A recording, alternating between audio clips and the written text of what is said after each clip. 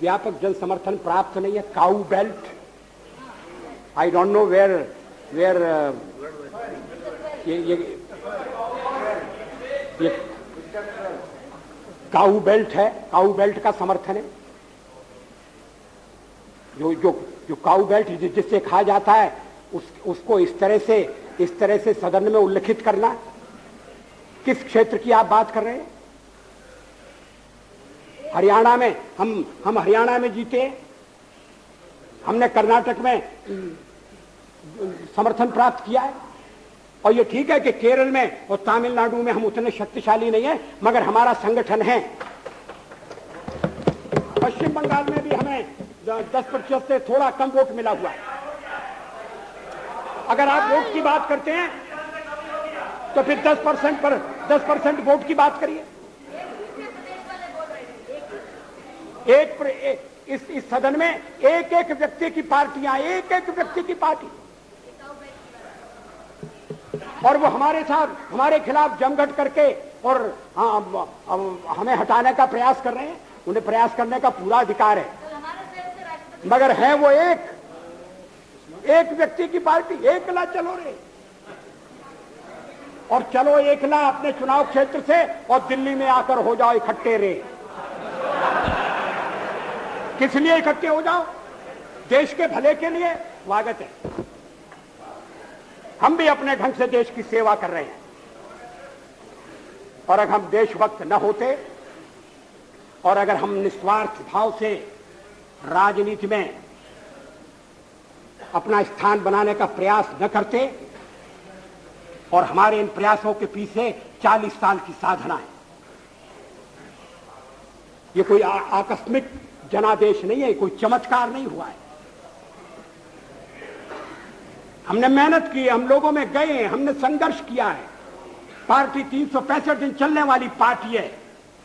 ये कोई चुनाव में कुकुर मुक्के की तरह से खड़ी होने वाली पार्टी नहीं है।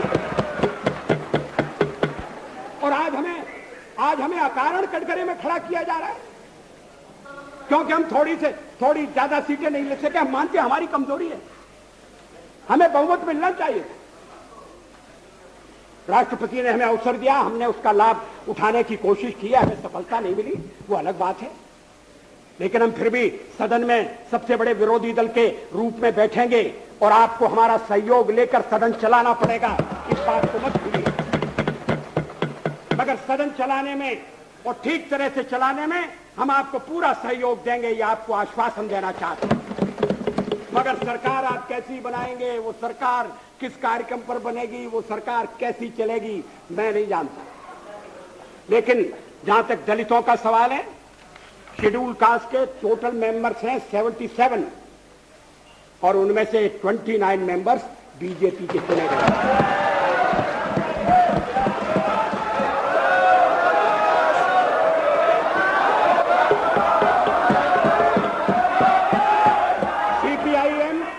सीपीआईएम के 5 मेंबर हैं, सीपीआई 1 मेंबर है, कांग्रेस 15 मेंबर है, जनता दल 7 मेंबर है और सबसे ज्यादा हमारे मेंबर हैं।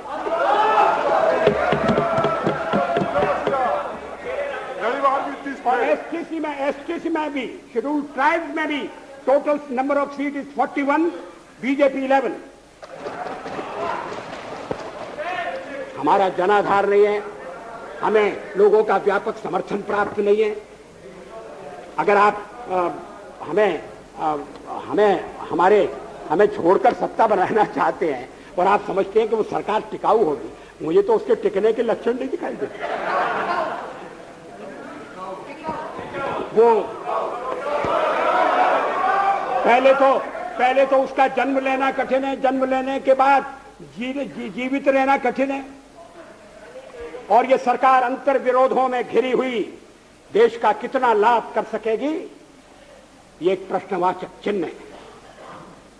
हर बात के लिए आपको कांग्रेस के पास दौड़ना पड़ेगा। और जब आप उन पर निर्भर हो जाएंगे, अभी तो मैं नहीं जानता, पहले चर्चा हुई थी, कुछ शर्तें लगाई जा रही, फिर चर्चा हुई कि कोऑर्डिनेटिंग कमेटी बनाना पड़ेगी।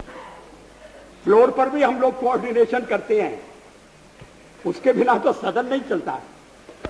आप सारा देश चलाना चाहते हैं, बड़ी अच्छी बात है, हमारी शुभकामनाएं आपके साथ हैं। हम अपने देश की सेवा के कार्य में जुटे रहेंगे।